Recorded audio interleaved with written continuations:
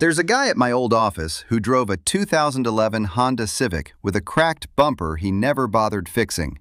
People genuinely felt a little sorry for him. One coworker used to joke that he must still be paying off grad school. What none of them knew, he had a paid-off house, a $2.4 million retirement account, and enough invested outside of that to walk away from the job entirely if he ever felt like it.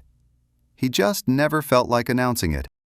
Meanwhile, his director rolled in every morning in a brand new leased Range Rover. Full package, panoramic roof, the badge, the whole presentation. Peek at his actual finances, though, and it was a different story entirely. Maxed out credit lines, a mortgage eating most of his paycheck, and a lifestyle that couldn't survive a single missed bonus. Today I want to walk through why looking successful might be the single most expensive habit most people never examine, and why the version of rich you can actually see is almost never the version that's real. Quick note before we get into it. I'm not a financial advisor, and any growth rates I mention later are long-term historical averages, not guarantees. Actual returns vary. Treat this as a framework, not a promise. I'm Ray. Let's dig into the math nobody puts on a billboard. Here's a mental model worth sitting with. Your employer isn't only paying for your output. In a lot of ways, they're also quietly benefiting from your obligations. Someone carrying a $1,100 car payment and a mortgage eating half their paycheck has, whether they meant to or not, handed their employer serious leverage. That person is far less likely to push back on scope creep, far less likely to negotiate hard for a promotion, and far less likely to ever say the word no. Not because they lack backbone, because they can't currently afford the consequences of saying it. There's a useful label for the profile this creates, sometimes called a Henry, a high earner, not rich yet. Someone pulling in $180,000 a year while spending close to $175,000 of it looks from the outside like an obvious success story. From the inside, that person is often one of the most financially trapped people in the building. Impressive income, almost no actual room to maneuver. Here's a number worth remembering. Research popularized by the Millionaire Next Door found that self-made millionaires typically spend far less on vehicles than most people assume, commonly cited in the low $30,000 as a median figure. Meanwhile, a real, if under-discussed, share of people earning under six figures are financing vehicles well beyond that. Confirm the specific current figure and source before filming, since published estimates shift slightly across studies and editions. The pattern holds up again and again. Looking wealthy and being wealthy turn out to be two almost entirely separate skill sets, and strangely, rarely found in the same household. We've absorbed a strange cultural belief that success has to be visible to count, that if nobody can tell, it somehow didn't really happen. But there's a hidden cost to visibility that almost never gets talked about. I think of it as the attention penalty. The moment you visibly signal wealth, the world quietly starts angling to get a piece of it. Drive up to a repair shop in something expensive, and the estimate has a funny way of climbing. Live in the right part of town, and your insurance premiums tend to notice. Show visible success among friends, and suddenly you're the unofficial default for picking up the check. There's a sharper version of this too, worth taking seriously. A well-documented category of targeted fraud, often called whaling in cybersecurity circles, specifically goes after people who visibly present as wealthy or senior rather than random low-effort scam targets. Con artists and social engineers generally don't waste their time on the person driving a decade-old sedan. They go looking for the people advertising liquidity through what they own and how they present.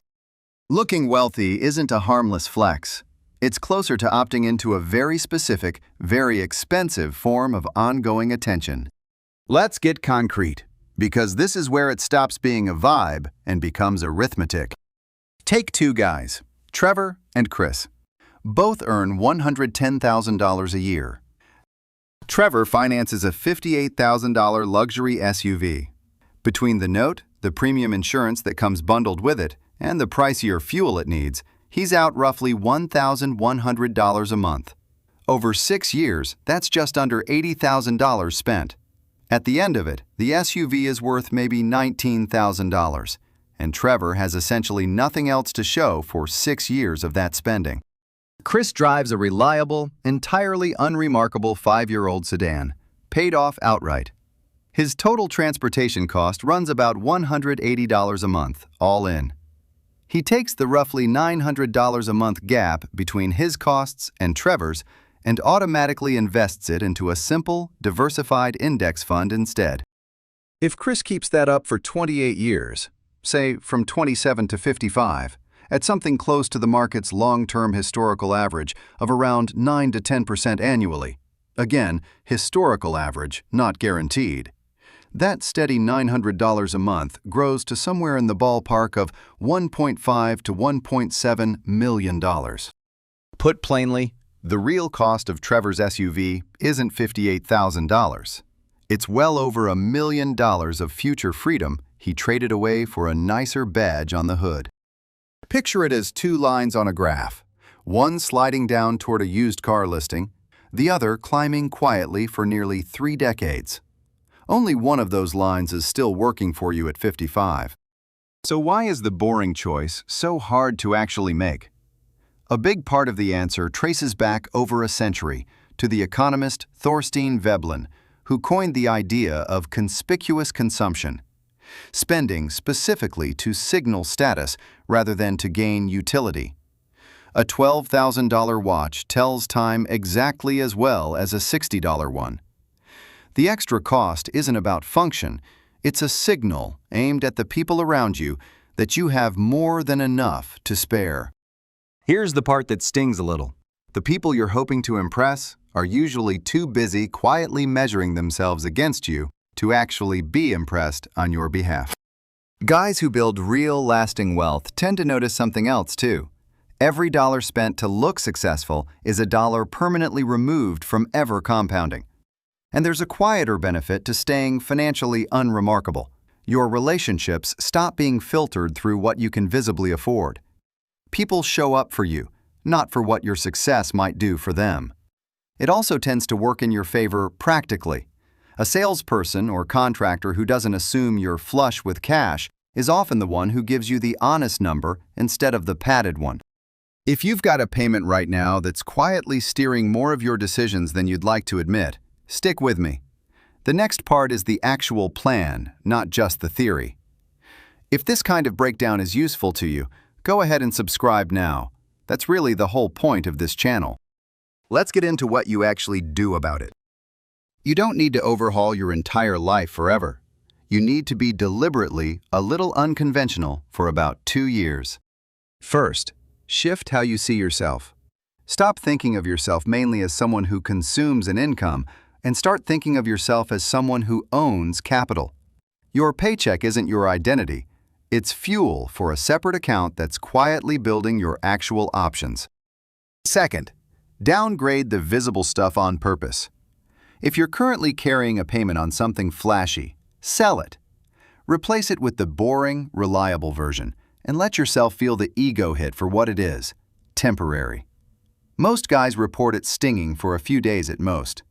Right around the point your account stops shrinking every month, the discomfort tends to fade fast, replaced by something that actually lasts longer than a new car smell. Third, protect the gap.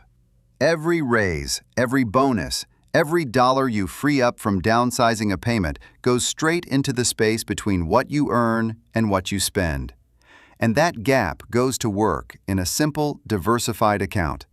Keep your visible lifestyle roughly frozen while the invisible side of your finances does the heavy lifting. A short list worth living by.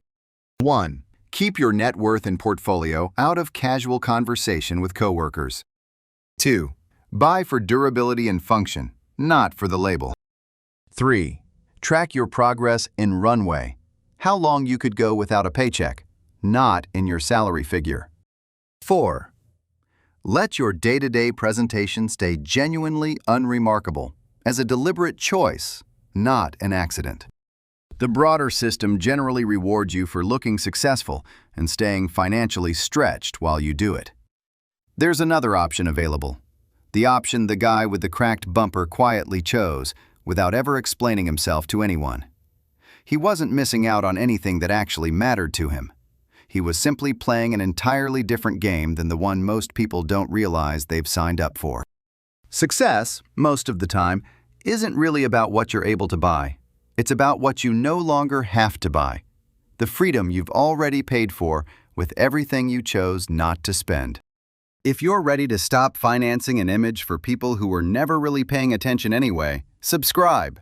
We're not chasing shortcuts here. We're just doing the actual math. Stop paying for the attention. Start building the runway.